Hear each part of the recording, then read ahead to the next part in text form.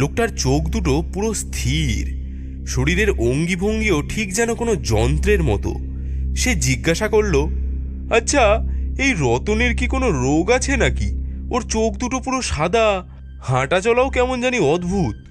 ও কিছু না, ওসব জেনে আর কি করবেন? একটু পরে আপনিও তো ওর মতোই হয়ে যাবেন। মানে? না না, কিছু না, আপনার চোখ ঠান্ডা হয়ে যাচ্ছে, খেয়ে নিন।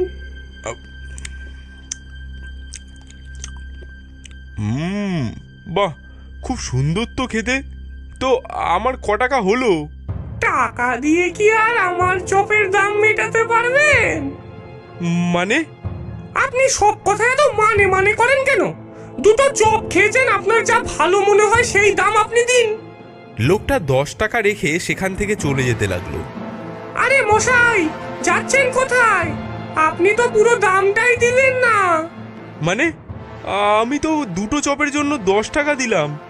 আহা, আমি তো আগেই বললাম, আপনি কি আর টাকা দিয়ে আমার চপের দাম মেটাতে পারবেন?